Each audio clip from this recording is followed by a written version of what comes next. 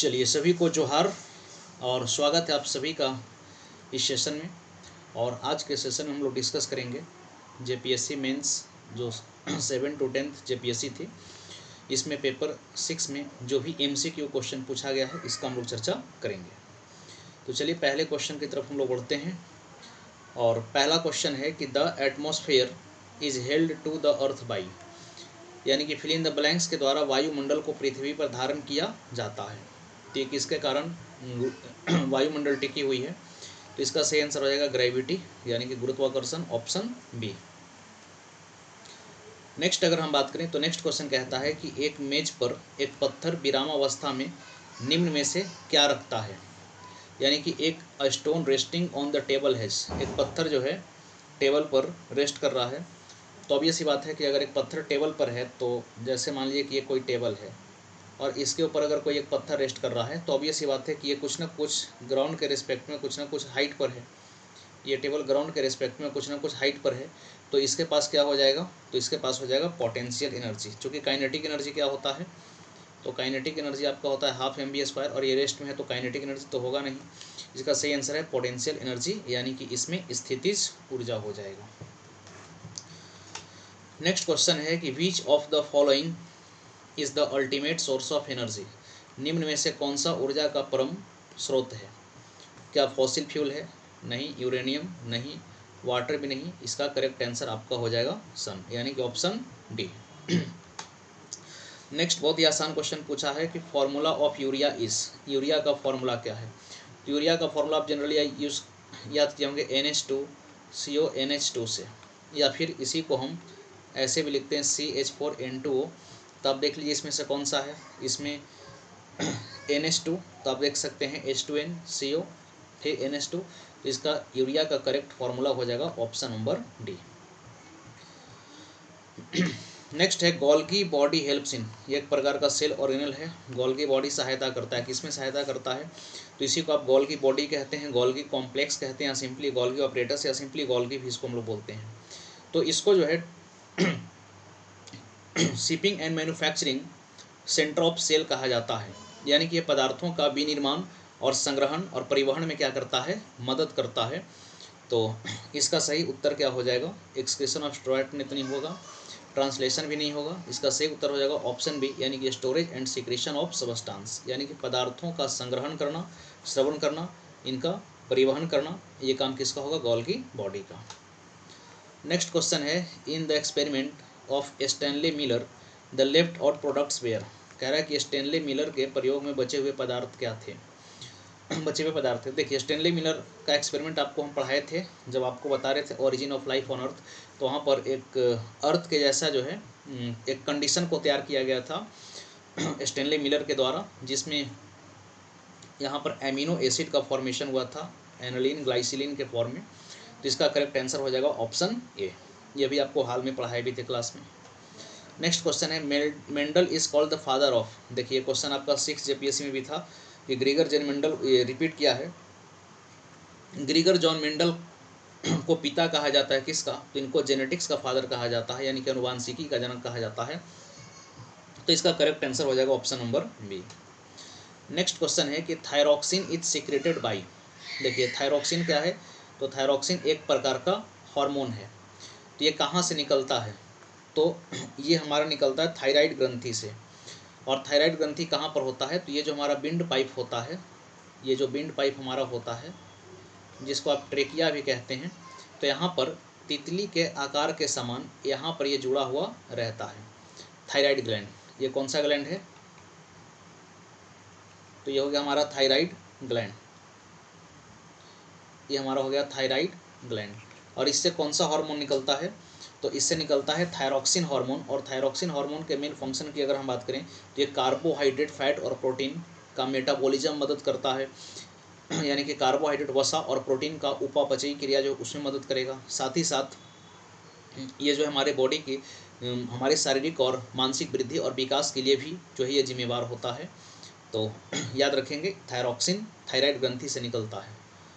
Next question है कि region receiving 500 to 1000 millimetre annual rainfall is called, यानी कि वह क्षेत्र जहाँ 500 से 1000 मिलीमीटर वार्षिक वर्षपात होता है कहलाता है। तो देखिए इसको हम लोग मॉडरेट रेनफॉल कहेंगे। इसको क्या कहेंगे? मॉडरेट रेनफॉल कहेंगे। तो एरिड तो होगा नहीं, टेम्परेट भी आप इसको नहीं कहेंगे।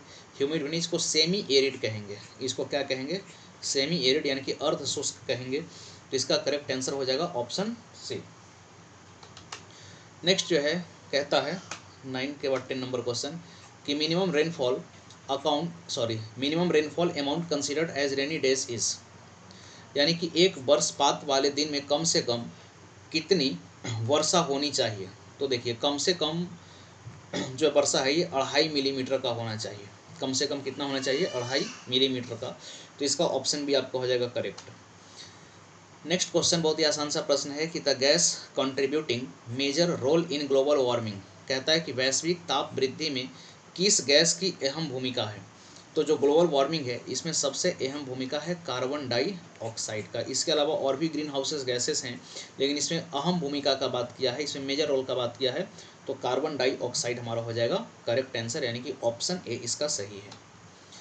नेक्स्ट क्वेश्चन है कि medium range weather forecast issued by IMD, Indian meteorological department जो है इस फोर, कहता है कि भारत मौसम विभाग द्वारा जारी मध्य अवधि मौसम पूर्वानुमान की अवधि क्या है। तो जनरली अगर हम देखें तो ये 3 से 10 दिन तक जो है प्रोडिक्शन करता है। तो ऑप्शन के हिसाब से यहाँ पर हम 2 to 7 डेज को लेंगे, यानी कि भारतीय मौसम विभाग जो है इसके द्वारा जो जारी मध्य अवधि मौसम पूर्वानुमान है ये 2 से 7 दिनों की हो जाएगी।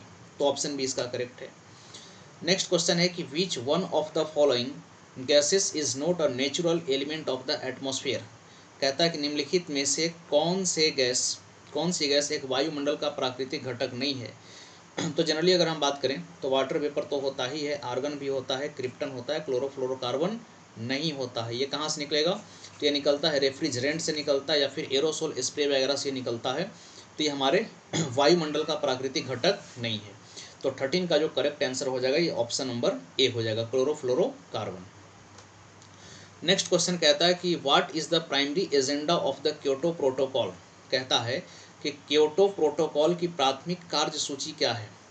तो control anthropogenic source of green house, बिल्कुल सही। इसका सबसे प्राथमिक कार्य क्या है? तो मानव जनित ग्रीन हाउस गैस के जो स्रोत हैं इसको क्या करना? नियंत्रित करना। बाकी regulation of production of nuclear energy तो ये नहीं होगा। रेगुलेशन ऑफ हजार्डस वेस्ट ये भी नहीं होगा। नन ऑफ दिस एबव होगा नहीं, यानी कि नाभिकीय ऊर्जा के उत्पादन को नियंत्रित करना नहीं, खतरनाक अपशिष्ट को नियंत्रित करना नहीं, इनमें से कोई नहीं भी नहीं।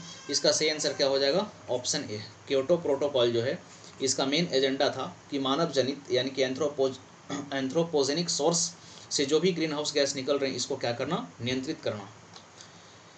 नेक्स्ट क्वेश्चन है कि which of the following is a disadvantage of most of the renewable energy sources, कहता है कि अधिकतर अक्षय ऊर्जा स्रोतों की इनमें से क्या हानि है। तो देखिए अगर हम नॉन रिन्यूएबल एनर्जी रिसोर्स की बात करते हैं तो यहाँ पर ऑप्शन क्या है? High running cost, high waist disposal cost, high polluting और अनरिलायबल सप्लाई। तो इसका सही उत्तर हो जाएगा ऑप्शन सी, अविश्वसनीय आपूर्ति। जैसे आप सोलर पैनल को ही देख लीजिए, तो जिस दिन धूप का इंटेंसिटी ज़्यादा होगा उस दिन जो है हम ज़्यादा बिजली को बना पाएंगे, और अगर इंटेंसिटी कम है तो फिर बिजली का उत्पादन कम। इसी प्रकार से अगर आप विंड मिल की अगर हम बात करते हैं तो यहाँ पर वही कि अगर हवा चलेगी तो आप बिजली का उत्पादन करते हैं, अन्यथा वो प्रभावित होती है। तो एक जो है अविश्वसनीय आपूर्ति जो है इसका सही उत्तर हो जाएगा, यानी कि अधिकतर अक्षय ऊर्जा स्रोतों में से क्या हानि है। तो ऑप्शन के हिसाब से अविश्वसनीय आपूर्ति, ऑप्शन सी को हम लेंगे। नेक्स्ट क्वेश्चन है कि which of the following salt is the main cause of permanent hardness of water, कहता है कि निम्नलिखित में से कौन सा लवण जल की अस्थायी कठोरता का मुख्य कारण है। तो ये मैग्नीशियम सल्फेट, ये क्या हो जाएगा? Magnesium sulphate. ये देखिए यहाँ पर बात किया परमानेंट हार्डनेस ऑफ वाटर, तो मैग्नीशियम सल्फेट इसके लिए जिम्मेवार है, यानी कि option number B. Next question है which of the following is not an example of successful application of biotechnology, कहता है कि निम्न में से कौन सा बायोटेक्नोलॉजी के सफल उपयोग का एक उदाहरण नहीं है। तो ह्यूमन ग्रोथ हार्मोन तो है ही, बीटी कॉटन ये भी है, ठीक है, डॉली शिप भी हो जाएगा, और लेकिन यहाँ पर ग्रेफाइन सीड ये जो है आपका कार्बन का एलोट्रॉप है, ये नहीं है। तो इसका सही आंसर हो जाएगा ऑप्शन सी, यानी कि ग्रेफिन सीड। नेक्स्ट क्वेश्चन है कि deficiency of which vitamin is related to the blindness in young children. कहता है कि किस विटामिन की कमी छोटे बच्चों के अंधेपन से संबंधित है। तो मतलब कि नेत्र दोष संबंधित जो बीमारी है तो इसके लिए विटामिन ए यानी कि रेटिनॉल जो है जिसका रासायनिक नाम होता है ये जिम्मेवार है, विटामिन ए। ठीक है। नेक्स्ट क्वेश्चन है कि जियो stationery satellite GSAT-6A launched by ISRO on 29 March 2018 is mainly used for. देखिए इसरो द्वारा 29 मार्च 2018 को प्रक्षेपित भू स्थिर उपग्रह GSAT-6A मुख्यतः प्रयोग होता है। तो जनरली इसका प्रयोग कम्युनिकेशन यानी कि संचार में किया जाता है। तो ऑप्शन ए इसका हो जाएगा करेक्ट। नेक्स्ट क्वेश्चन है कि the main cause of pandemic named corona virus कोविड-19 इज। कह रहा है कि कोरोना वायरस यानी कि कोविड-19 वैश्विक महामारी का प्रमुख कारक कौन है। देखिए तो ये हो जाएगा इसका सही आंसर SARS-CoV-2 जिसका फुल फॉर्म होता है, इसका फुल फॉर्म होता है सीवर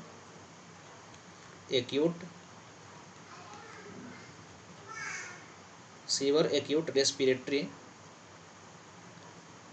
सिंड्रोम और sewer acute respiratory syndrome corona virus 2। तो इसका सही उत्तर हो जाएगा बी। तो चलिए ये था आखिरी प्रश्न और यहीं पर हम लोग सेशन को करेंगे समाप्त और फिर हम लोग मिलेंगे अगले सेशन में और वहाँ पर चर्चा हम लोग करेंगे कि 11 से 13 JPSC पेपर 6 मेंस एग्जाम में जो भी MCQ क्वेश्चन आए हैं 20 प्रश्नों की हम लोग चर्चा करेंगे। Thank you to all of you.